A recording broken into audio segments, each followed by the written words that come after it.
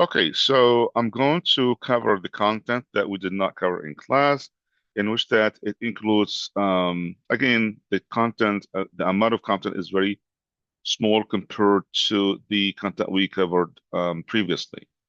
So, which includes the um, arthritis, systemic lupus, erythematosus, which is SLE, gout, Lyme disease, oncologic emergencies, which includes DIC, spinal cord compressions, SVCS, tumor lysis syndrome. Um, Again, don't expect like too many questions from this section. I would say the max would be like one question from each diagnosis. So the let's go to the slideshow.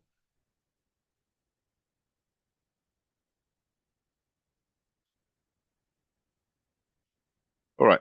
So the first slide talks about the arthritis, rheumatoid arthritis. So the clinical manifestations and look at the or review the treatment. So I'm not going to, like cover the pathophysiology, but at least to go over the management and nursing care of patients with rheumatoid arthritis. So read about the manifestations, how the patients experience the swelling and the pain extremities in terms, joint extreme painful joints, and especially early morning when they get out, out of bed in the morning, they always complain of these kind of joint pain. So read about the heat and cold applications. When would heat be applied and when cold can be applied? Pain versus inflammation. And there are few meds that are like anti-inflammatory drugs, like NSAIDs, one of them. DMARDs, also another group of medications. DMARDs that are also effective to treat arthritis.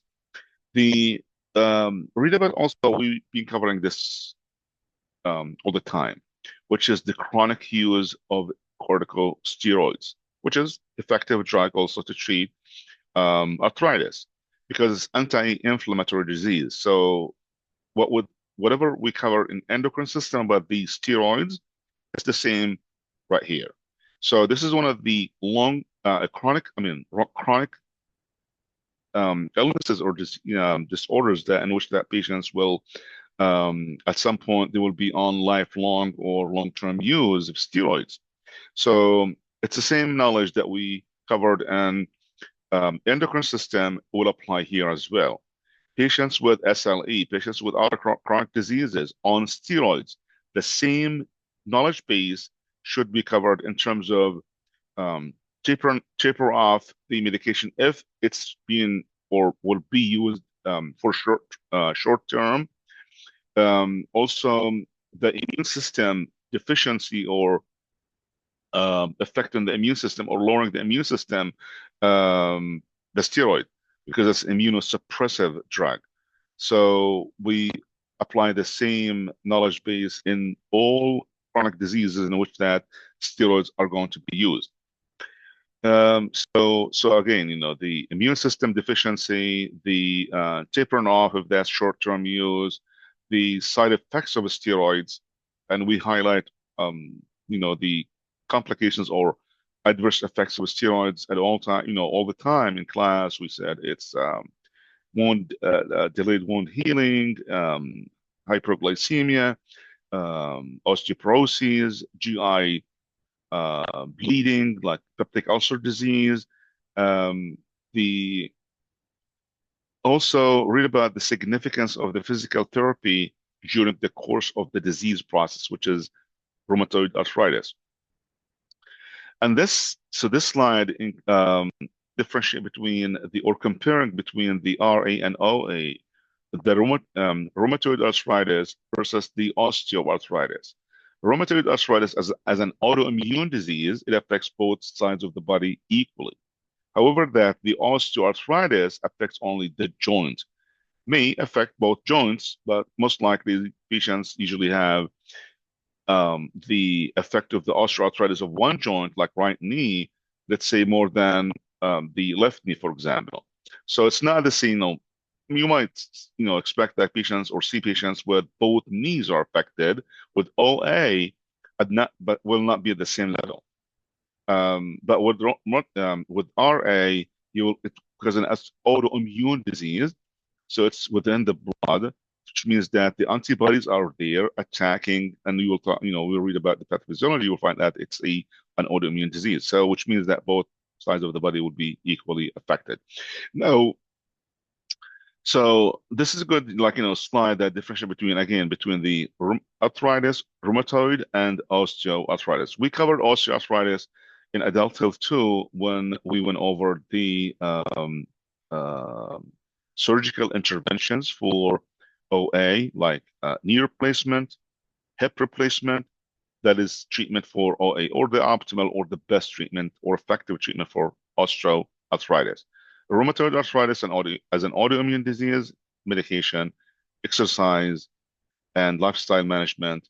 That's the best plan for a patient with rheumatoid arthritis. However, one last thing about the rheumatoid arthritis is that we encourage patients to be independent. So in class with RA, we encourage independence to high extent. So in the like patients who wish or opt to and would like to be more independent at meal times, for example, like eating like independent during the meal times, eating independently. So we will work with OT so they can adapt or add or help them assist them find like adaptive eating utensils from the OT. So the OT will work with them closely to find out about specific tools or utensils to be used during the meal time. So this is part of the augmenting and encouraging and enhancing the patient's independence with rheumatoid arthritis. Now the SLE, systemic lupus erythematosus. Again, with each one of these kind of disorders, RA, SLE, gout, and it's the amount of knowledge base is very minimal, and even the plan of care is very also minimal. Medication is very limited, one or two medications. With SLE, so the systemic lupus, again, it's an autoimmune disease. Now, the leading cause of death in patients with systemic lupus erythematosus, we all know that, the classic sign of SLE, systemic lupus erythematosus, is that patients will have, and affects females more than, right? The prevalence of the disease, it's more prevalent among like females more than males. I want kind of identify like one of the known, everyone, at least when we say SLE, most of us would say, at least identify one of the most common manifestation of SLE. Is it the butterfly rash, the It's the mother? skin, yeah, the skin rash is. So the skin rash, which is most likely going to be like affecting the facial skin rash, which is more of like a butterfly shape. So, but however that the skin changes and alterations of the skin, like butterfly skin rashes, this is more common of the classic SLE. However, that patients, when the becomes like detrimental, like lethal, or like leads to patient's death, patients usually develop renal failure. So the SLE, so the elevated bond creatinine. So we always have to make sure that patients with the SLE, we have like closely, we have to monitor their renal function test.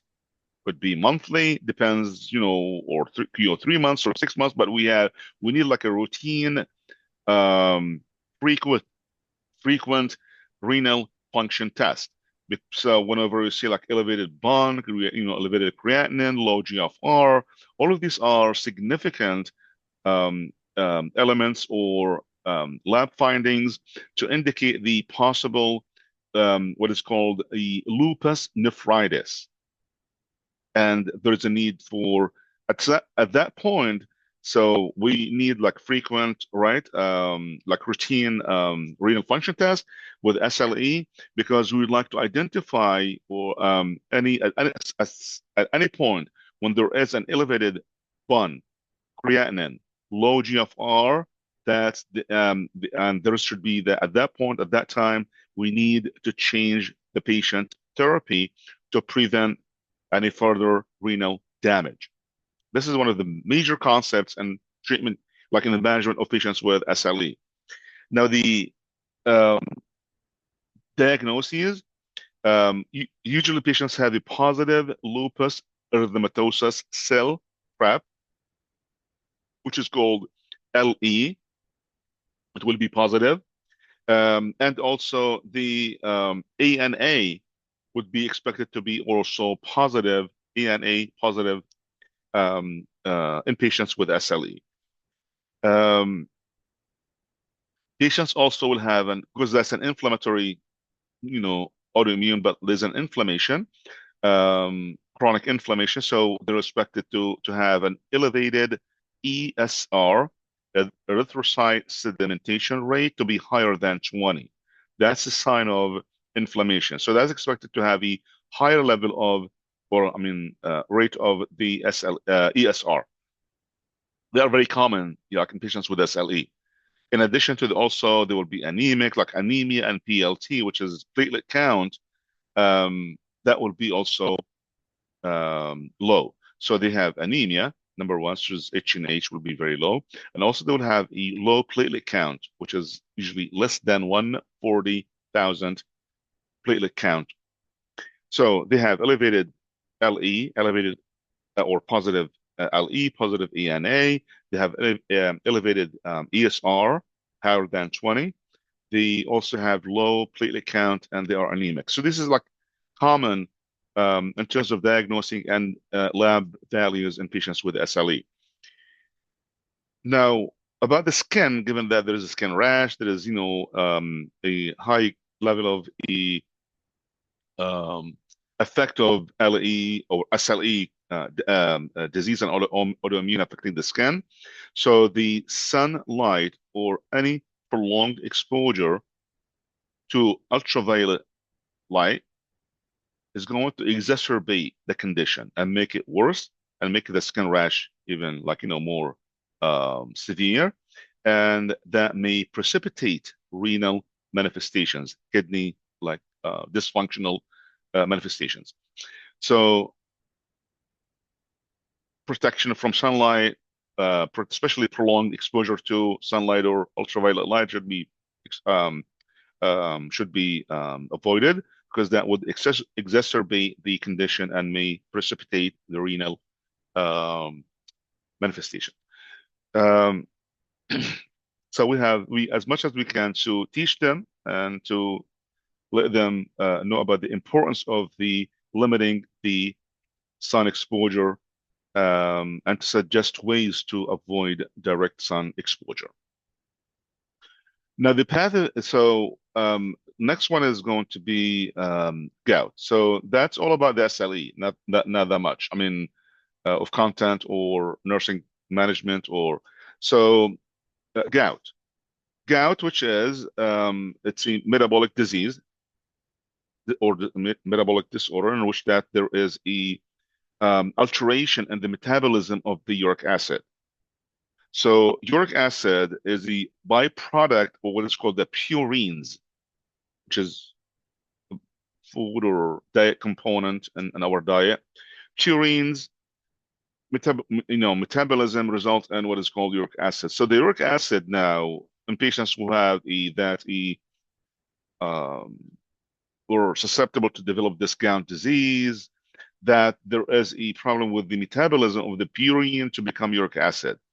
So the uric acid, there will be the metabolism of the uric acid results in that there will be an extremely high level of uric acid, especially accumulates in the joints.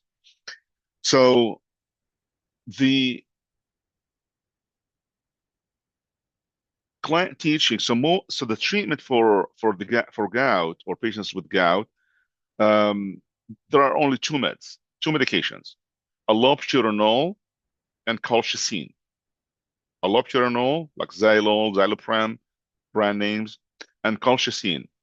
Allopurinol is usually the drug. Allopurinol is just drug given or prescribed in for maintenance. Like every single day, patient will be on allopurinol, Xylol, Xylopram, 100 to 100 milligrams once or twice daily.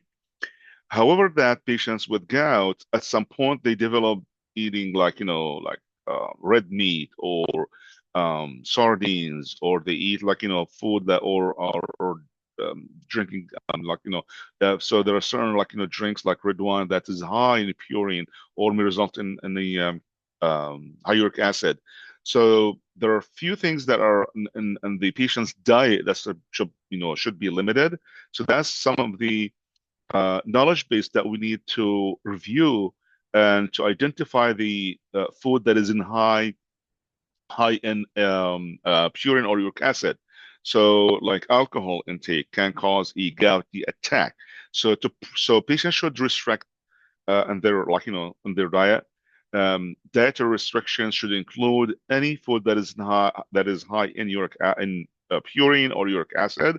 Alcohol, again, sardines, red meats, they are high in purine and they result in a uric acid synthesis and uric acid accumulation in the joints. So the again, alcohol intake can cause gout to attack. So eating or ingesting any of these, consuming any of that, this food that is high in purine or uric acid is going to result in a patient to develop a gouty attacks. And at some point, with the worst case scenario, like severe attacks, patient develop a gouty arthritis, and that results in that patients, so especially most patients with gout, they complain of the uric acid and severe inflamed, reddened big toe. And that's one of the big signs or kind of major signs of gouty attacks. So again, it's swollen, edematous and swollen and red and very painful.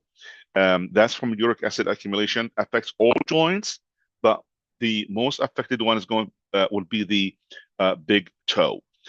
So read about the food dietary regimen and categories of food to be limited by patients with gout. And then the anti-gout medications, like medications will be, again, two meds only. Allopurinol, Xylopram, Xylol as the brand name, and then colchicine. So allopurinol, we said it will be given as a maintenance drug, but the colchicine will be given either PO or IV sometimes, and this is more during the acute attacks. So colchicine will be given during the acute attacks, not for maintenance. The maintenance is the allopurinol drug.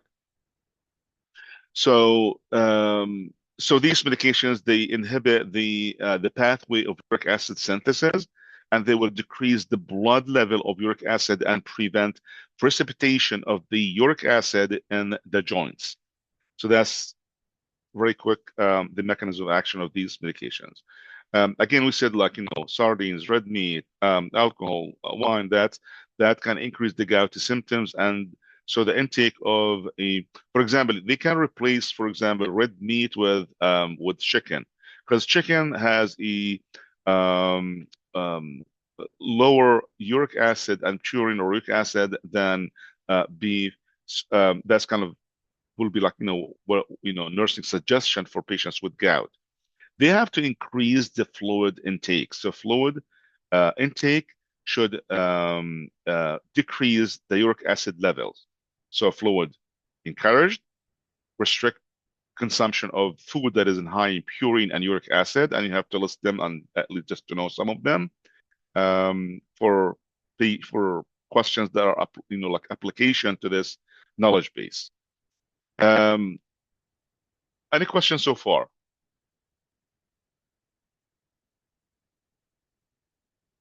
And that's it about gout disease. Again, it's very just to know the pathophysiology, very brief, and then two medications, and then dietary recommendations. That's all. Next is Lyme disease. Lyme disease. So it is another rare disease. Just we have to know the disease at least, about the prevalence, about the pathophysiology, and very brief. the it's a tick-borne disease, and it's patients when they affected or when they get the Lyme disease, they will have the affected side or the affected part of the which is more extremities, usually either upper or lower extremity. They have something called the bull's eye rash. So it's a skin rash will look like that, like a center reddened center and surrounded by a clear skin and then another like circle that is reddened as well. So that's why it's called bull's eye rash as a sign of Lyme disease. So the when we teach people to avoid the infection, the Lyme disease. Number one is that we teach them to avoid dense undergrowth when they for hiking, when they go for a lot of bushes. So they see on path and avoid the dense undergrowth because that will help the individual to keep away from the tech invested areas because these are the areas that are invested with the tech born with the text. So the undergrowth, the areas, the dense areas. So that's where there is a high risk that they will be more likely to be bitten or bitten by the tick, and perhaps that will be subsequently develop the Lyme disease. And by the way, Lyme disease was, I believe, that was first found as the first cases were Lyme, Connecticut, and I don't recall the year, but that was one of the first cases when they kind of discovered the disease. So it was in Lyme town called Lyme or Old Lyme town in Connecticut. So so number one is to avoid dense undergrowth. For the scout, for hiking, for anyone going in the undergrowth or bushes. Or and the second is that to instruct the clients to wear long sleeved shirts. That's very important to help prevent the deer tick bites, which spread the Lyme disease. The individual should wear also light colored, tightly woven clothing with long pants and long sleeved shirts. So these will allow the individual to see the tick better, more visual or more more visible. The third one is to use the sunscreen. So it will actually, so not, I mean, it's not sunscreen is not going to help. Sunscreen will not help with tick-borne disease. So it's not one of the recommendations because it will not help prevent the Lyme disease. But the first one, second one, and then the fourth one. So these are the four options and from my slides, which is like true and false. So true, true, and then sunscreen is false, and then the last one is um, true. To use any type of insect repellent.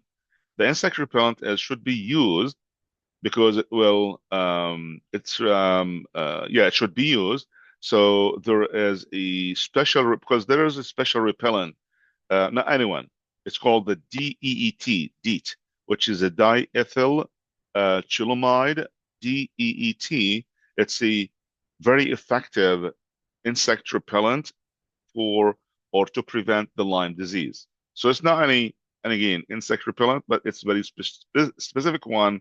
It's called the DEET. So we teach them to prevent the Lyme disease, to avoid dense undergrowth, to wear long sleeved shirts and the light colored, tightly woven clothing, and to use the DEET insect repellent. Now, post-exposure, after the being exposed to the tick or being bitten by the tick, the client should be taught to. We don't usually, whenever we see that red bullseye rash as a sign of like, like definitive sign of Lyme disease, we don't usually seek medical attention right away, but we will monitor the patient or the individual. So the client should be taught to monitor for early symptoms of Lyme disease. If the I'm sorry, if there is a sign, I mean like bullseye rash, that could be one of the signs. So fever, another one. Um, so prophylactic antibiotic administration of Lyme disease after tick is not recommended. We don't recommend to give any prophylactic because we don't really anticipate a patient is going to be like, bitten or by the tick or not. So there is no any prophylactic antibiotic to be given for Lyme disease. That's not recommended. Now, testing for Lyme disease, usually it's not done because again, when the patient is bitten by this tick, it takes weeks for the antibodies to develop or to be, present in the blood. So testing for Lyme disease is not done until like 3 up to 6 weeks following the bite, because antibodies, not the bacteria. I mean, sorry, the antibodies will be uh, made to the bacteria. They are not formed before that time. So before, up to like from 3 to 6 weeks, we have to wait until we can do any testing. So that's for testing for Lyme disease. Now, Benadryl is one of the medications that will be given because there will be a rash, and that patients should receive the Benadryl so that will prevent like itching, the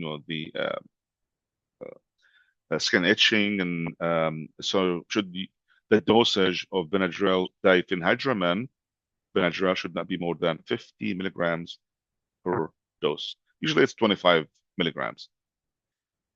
The um, doxycycline would be, so if we talk about medications here, about antibiotics after being bitten or like, um, uh, after being diagnosed with Lyme disease, they usually receive antibiotics called doxycycline as an antibiotic. That's after, but there is no any prophylactic for Lyme disease. HIV, I believe that we covered the HIV with, I think, good amount of coverage and details about the pathophysiology, about the CD4 count, and when it's less than 200, opportunistic infections would result, and all the medications and treatment. It's recorded also lecture posted on Canvas from Pathopharm course. And testing with the when it should be positive, the window period, all of that covered in class. But just one thing that I did not cover, which is that the ART medications, the different types of ART meds, the heart or ART meds, it's called cocktail ART because the patients are using many 3, 4, up to 5 medications to treat HIV at the same time, and they take it like a few times a day. And again, I believe that we covered HIV/AIDS in class. This is very important about the immunocompromised clients. The immunocompromised clients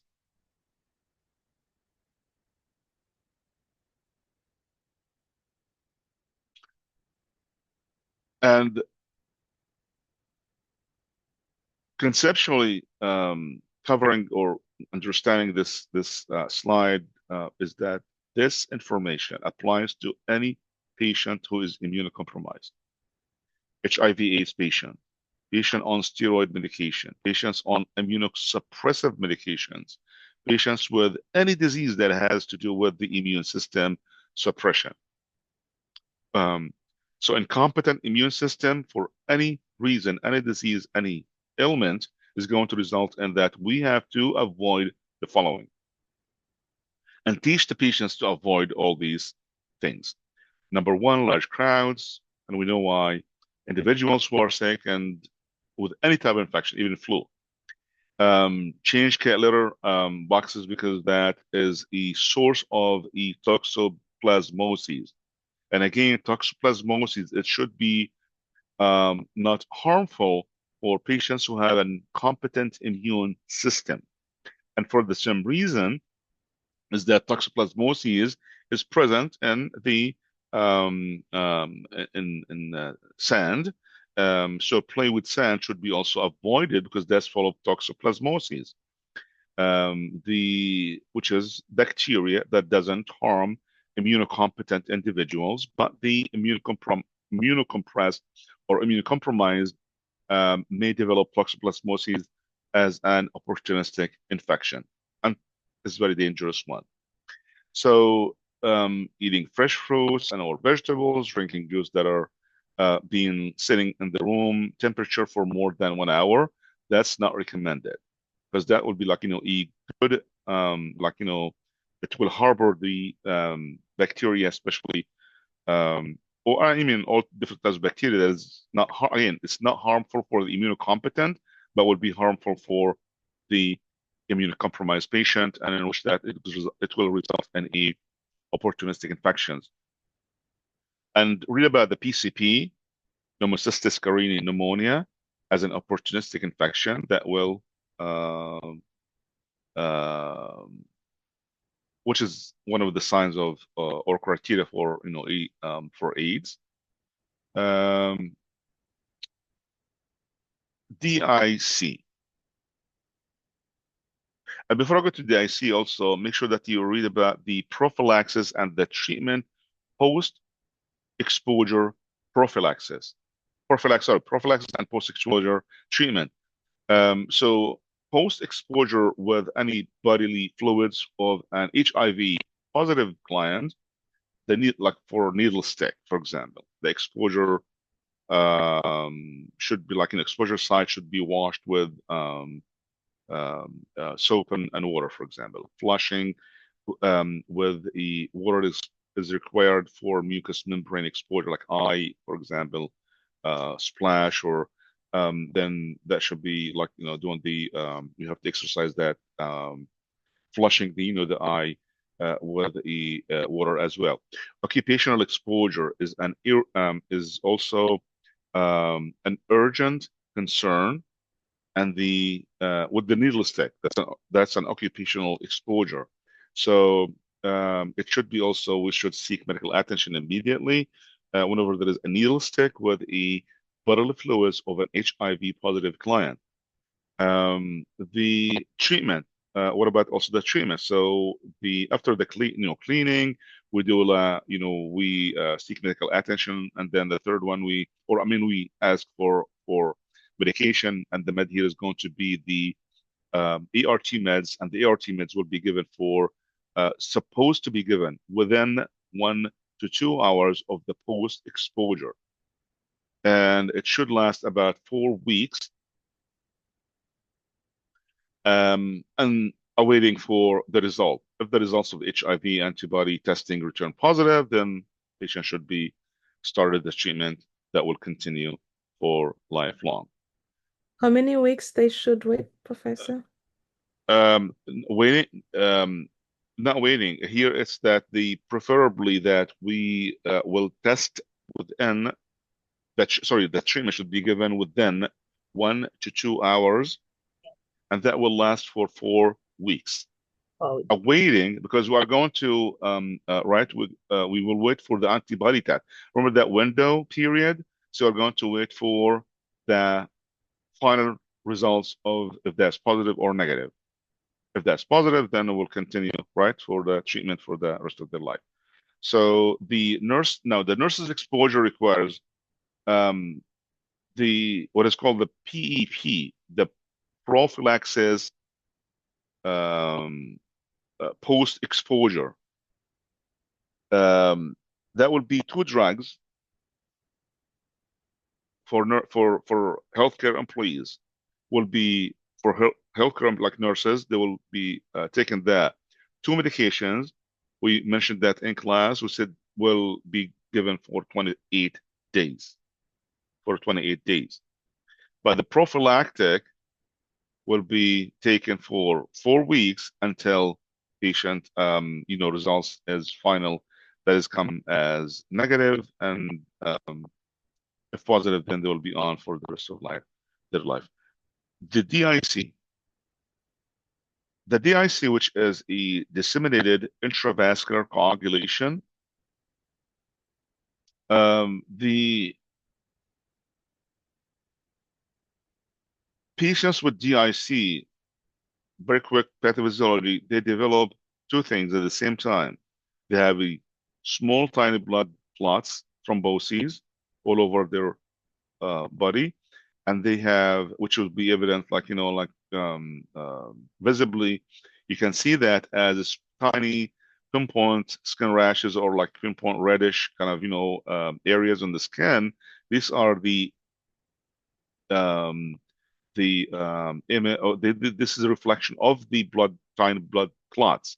At the same time, patient will have internal bleedings. So because the abundant amount of blood clots had formed, the platelet count has been depleted from the use of these clots.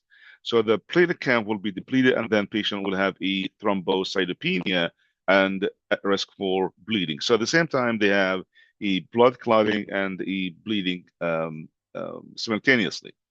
So to stop the process of the DIC, we have, because DIC is a manifestation, it's an insult that that is a resultant that may result from different diseases. So to stop the process of DIC, it's better that we underlie, so we stop, or we treat the underlying cause, the underlying insult that began the phenomenon. So that should be, to stop the DIC, we have to look in what the underlying cause and stop that, or treat it. Now, some of the treatment for DIC, given that they have thrombosis at the same time bleeding simultaneously, the treatment will include the fresh frozen FFP, fresh frozen platelet, sometimes with blood transfusion. But the importance of the FFP, fresh frozen plasma, especially because it has a platelet count. So they need that platelet replacement for the lost or platelet, or the platelet depletion. They may also at some point of the disease process order because they have lots of blood clots, to have heparin drip, but we will continue with the PTT, make sure that patient is not developing any internal bleedings. So it's very difficult, and when it comes to treatment, of the DIC, given that there is simultaneous blood clotting and bleeding. So treatment of DIC, again, it's most of the time is controversial, but they administer the heparin at some point of the disease process, at the same time replacing depleted blood products, especially platelet.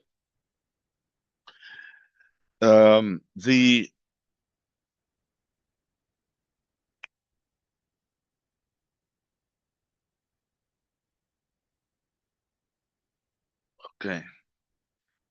Next one is a spinal cord compression. Spinal cord compression, in which that there is an X-ray show, that will show the how is spinal cord will be compressed, especially spinal cord injuries, and from the fragments, fragments from the or fractured spinal cord compressing on the spinal of the vertebrae, compressing on the spinal cord.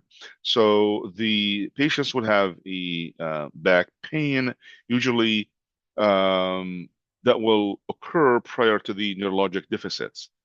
So before any neurologic deficit, patient will complain of severe back pain, and pain will be, and this is very specific about this spinal cord compressions is that the pain will be aggravated by the Valsalva maneuver.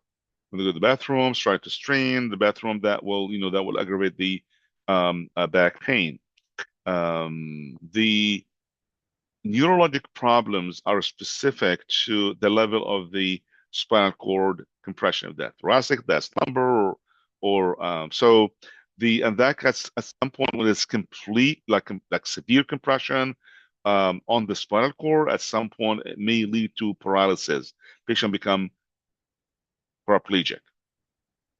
Now, the sensory paresthesia and loss, such as that when patient have, so these are the manifestations, specific manifestations when they have a sensory paresthesia. Paresthesia means, like patients with CVA stroke, when they have a right arm or hand numbness and tingling sensation with some weakness. That's called paresthesia.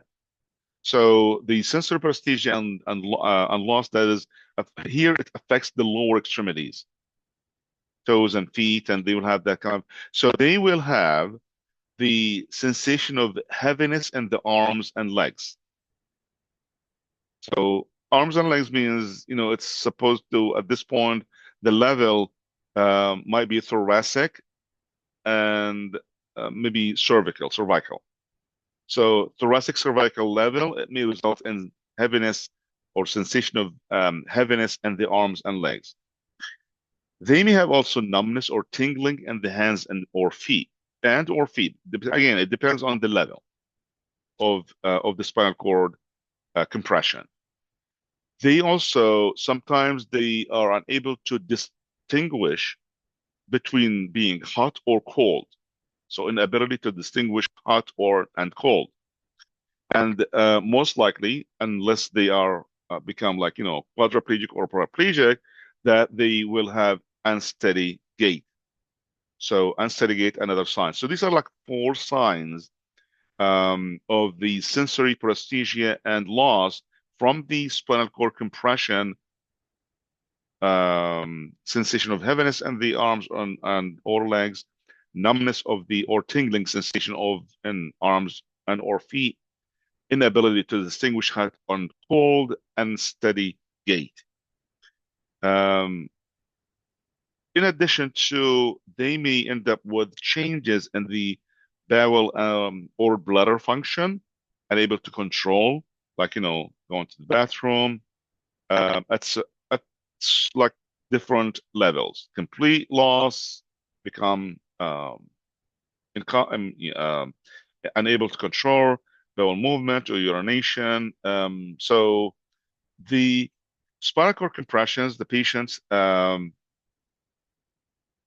when they have symptoms or manifestations of a spinal cord compression, we at that point, when we expect, or when we would like to rule out the spinal cord compression, then the MRI is supposed to be done to establish or to confirm the diagnosis. So because and sometimes it's not just the spinal cord injuries or like motor vehicle accident, or some other cases would be like metastasis from cancer disease. So spinal cord compression usually develops when patients have metastasis to the vertebral body with epidural extension of the tumor. Because the tumor metastasis, it will press or compress and put pressure on the spinal cord and do what is called displacement of the fecal sac, and cause spinal cord edema and injury. So it's not always due to the injury, the physical injury. Sometimes metastasis from tumors, like spinal cord tumors. So we went over the manifestations and the weakness from the compression.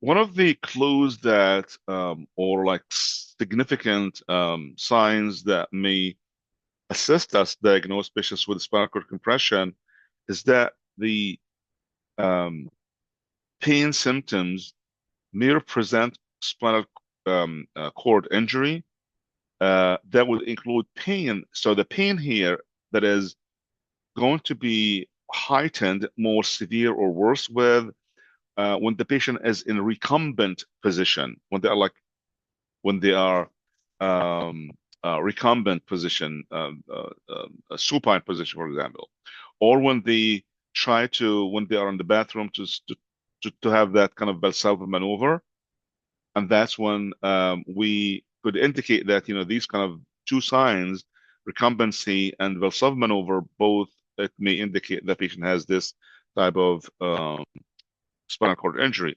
compression diagnoses.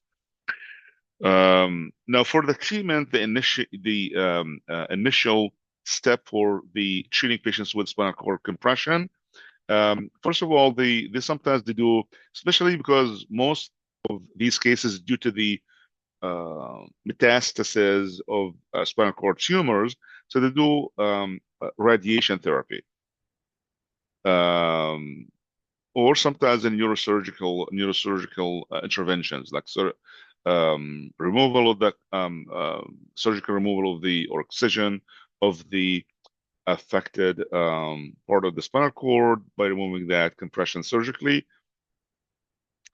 And at some point we use, especially from the beginning, like initiation of therapy, we use also corticosteroids. So the initiation of steroids should be started immediately once diagnosis is confirmed. Then they'll be on corticosteroid, while also imaging is done, like MRI is being, results is pending.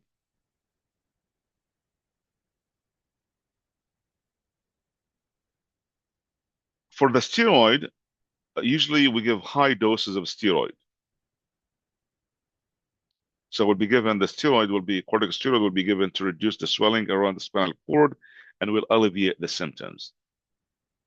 Radiation, also to give high dose of radiation to reduce the size of the tumor in the area and relieve compression of the cord.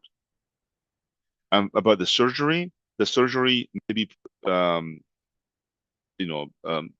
performed to remove the tumor and rearrange the bony tissue so that less pressure is going to be placed on the spinal cord. And the last one is the external. Sometimes we use specific types of braces, like back or neck brace, and that's sometimes being used like external braces that will reduce the weight on the spinal cord or on the spinal column and reduce the pressure on the spinal cord or spinal nerves. So again, the treatment for spinal cord compression, the most important concept with the spinal cord compression, given that the escalation of the symptoms or the severity of the scenario may result in a paralysis and detrimental, manifestations or outcomes. So early recognition and treatment of spinal cord compression are key to a positive outcome when it comes to spinal cord compression. So we assess for neurologic changes, or back pain, muscle weakness, or the sensation of heaviness in the arms or legs, about the numbness or tingling sensation in the hands or feet, about the inability to distinguish hot and cold, and steady gait. All these are important nursing or like assessment findings to be looked at in any expected or like in any case that we would think of that there is a spinal cord compression. In addition to also patient may becoming incontinent, constipated, or have a difficulty starting or stopping urination. that also may be present in patients with spinal cord compression. That's what I meant when I mentioned about the bowel and urinary or bladder dysfunction. And next is going to be the spinal cord, superior vena cava syndrome. Superior vena cava syndrome, most prevalent scenarios or cases of this disease usually affected by tumors. Cancer tumor is going to press against the superior vena cava and obstruct the blood flow and the SVC and lead to the intestinal, the edema will be more evident also on the intestines. So it'll be leading to intestinal edema, the increased risk for blood clotting to form. So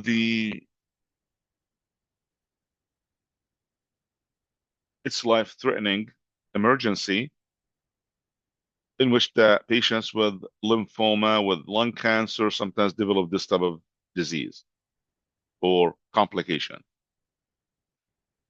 So certain types of cancer, like breast cancer, esophageal cancer, esophageal cancer, colon cancer, that may be also patients will be affected by this complication.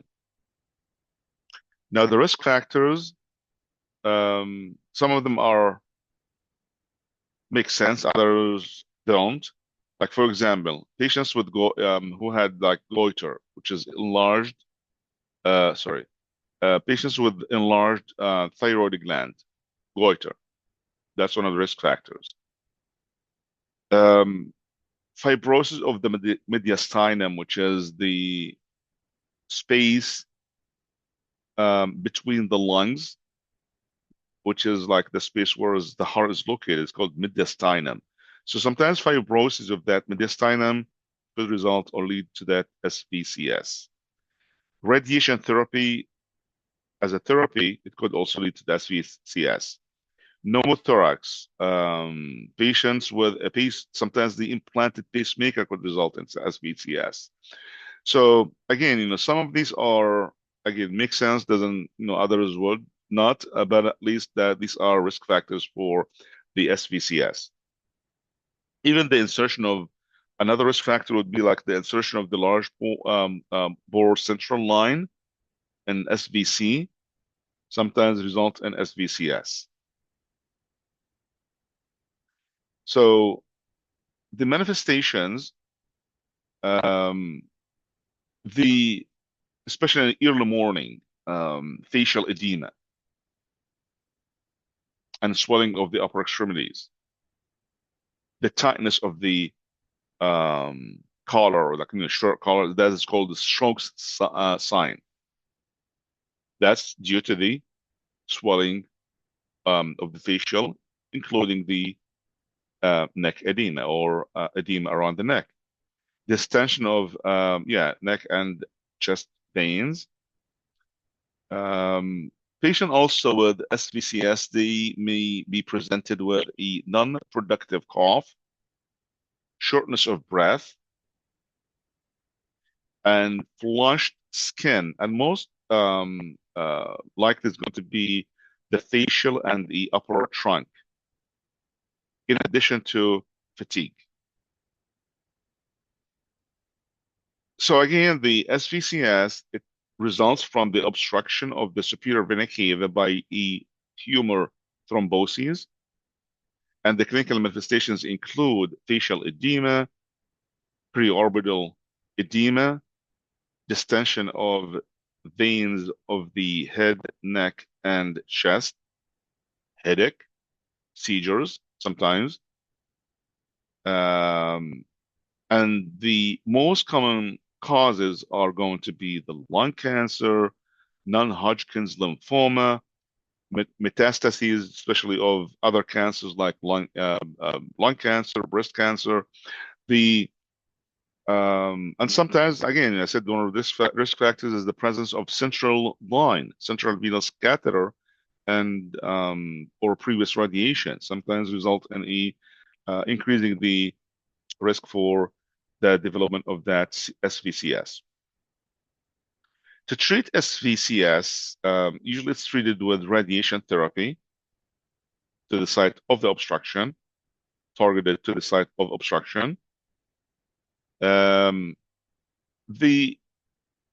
chemotherapy, however, that chemo may be administered for tumors more sensitive to this form of therapy. So it's not always effective, it's not always recommended, it depends, but most likely we would say that the number one treatment for this obstruction is going to be radiation therapy. So this is the SVCS. Now, the last one is the tumor lysis syndrome. All of these are complications from oncologic disorders. That's why it's called oncologic emergencies. They are complications associated with certain types of cancer. So tumor lysis syndrome, which is another complication, it's a metabolic complication, and usually it's triggered by the chemotherapy. Especially with oncology or with oncologic disorders, they would be receiving chemotherapy. So the TLS, or tumor lysis syndrome, is going to be a metabolic complication or adverse effect from the chemotherapy. So that results from the rapid destruction of the tumor cells. So the tumor cells, when the chemo as an effective drug is going to attack these tumor cells, the tumor cells will be destroyed. The destruction of these tumor cells, because they have lots of electrolytes, one of them is going to be like potassium, for example, uric acid, the phosphate. So so the high electrolyte, the three electrolytes, they're going to be like extremely high. That's why it can cause fatal biochemical changes that are very lethal and that are very dangerous. So the three high and one low. So the three highest, or the three electrolytes going to be extremely high, will be uric acid, hyperuricemia. And again, because the destruction of these cells, we know that the potassium is intracellular.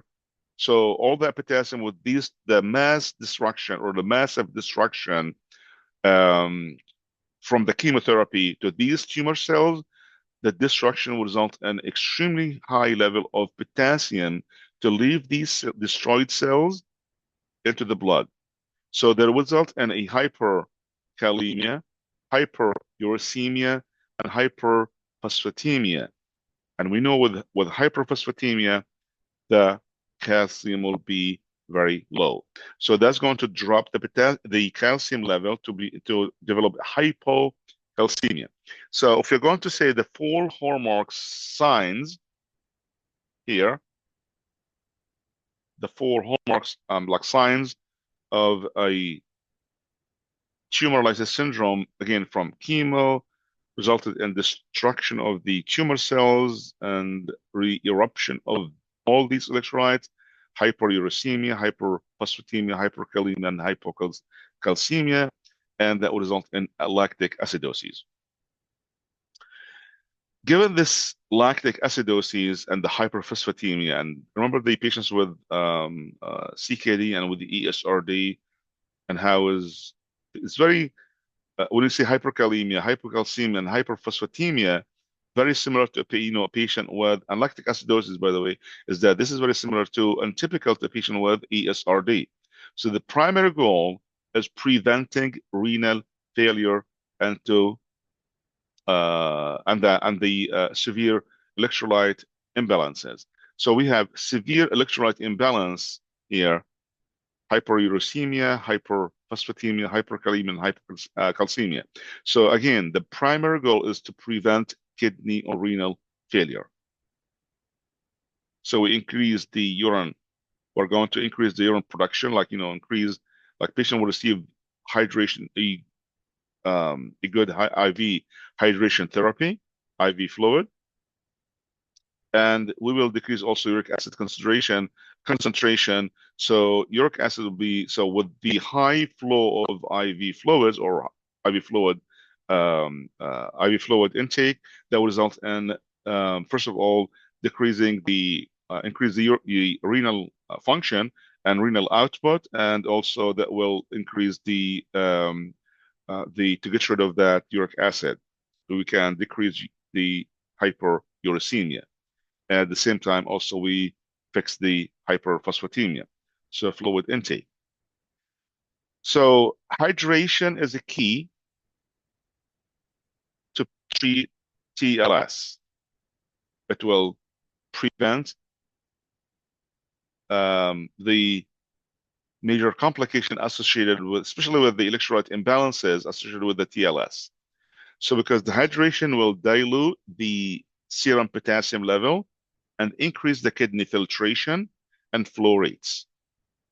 So these actions prevent the precipitation of the uric acid and uric crystals, and that will increase the excretion of potassium, and it will flush any kidney precipitate and sediments. So with tumors known to be very sensitive to the cancer therapy, we usually instruct patients to drink at least 3 liters of fluid daily, before and 3 days after the treatment. So that's for patients who would receive any cancer therapy, like chemo, or so this is good for as a preventive measure to prevent the tumor lysis syndrome. Patient who will anticipate receiving chemotherapy, for example, is that we encourage that or teach them to drink at least 3,000 mLs, 3 liters of fluid. That's minimum. The day before and the day of, during when they receive the chemo, and 3 days after the treatment. That's going to at least, we would recommend it to prevent the tumor lysis syndrome.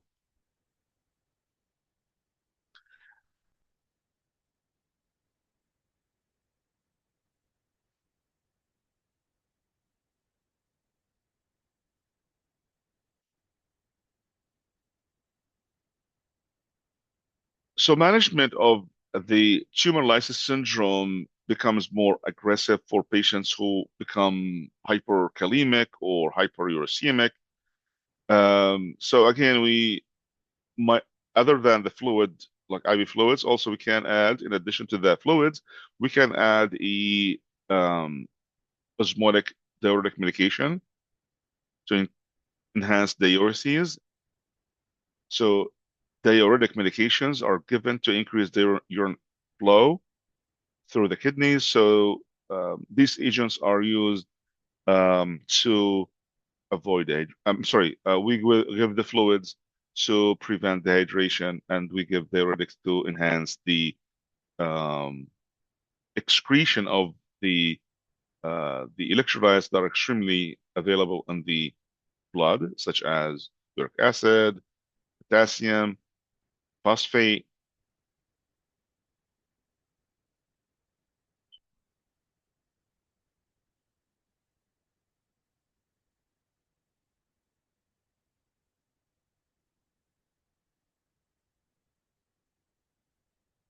And for potassium also, if the patient is hyperkalemic, we will treat, patients as if they are, for hyperkalemia, and we know about the hyperkalemia treatment or management of patients with hyperkalemia, in which it depends on the potassium serum level. We will treat that according to the potassium level.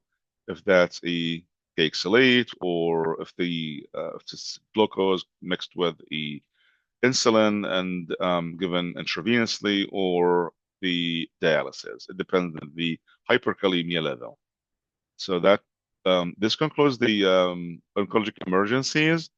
And let's just open the floor for questions.